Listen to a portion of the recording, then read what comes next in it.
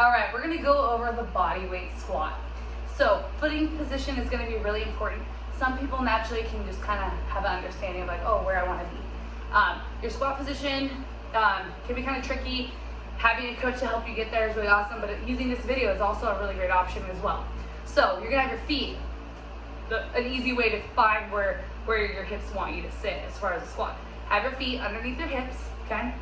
And then from here, excuse me, you're gonna go heels, toes. And it's typically about where your hips wanna sit. That's also a good precursor setup for the kettlebell swing. So here, soften your knees a little bit, but you're gonna think about that you're standing on a piece of paper or a towel and you're trying to rip it down the center. So you're gonna rip your feet into the ground, engaging your quads, your glutes, and your core at the same time, okay? So from here, you're gonna stick your arms out, and this is a basic bodyweight squat. I'll even turn to the side, okay? From here, you're gonna think nice tall spine, and you're gonna drop straight down like you're gonna sit in a chair. A lot of people overcomplicate the squat. You wanna feel your whole foot. There's no need for you to be shifting your weight up into your toes or shifting your weight back into your heels.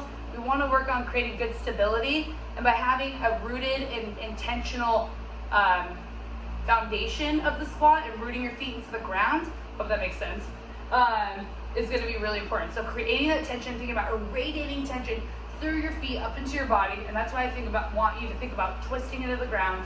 From here, you're gonna inhale, drop to the ground, or sit into the squat, here, and then drive up, squeeze the glutes, okay? And don't be skimpy on the squat, okay? A lot of times what I'll see is this, like bring those suckers all the way through, bring your hips through. Like think that you have lasers on your hips. You're inhaling, and then you gotta shoot the lasers at the top, up at the top, okay? So, again, if you did notice where my posture was, I wasn't keeling over, I wasn't dropping and going into my toes or my heels. I also am barefoot right now. And being like barefoot training is really awesome because you can really feel what you're doing and really get a nice grippy into the ground. Ultimately, that's your decision.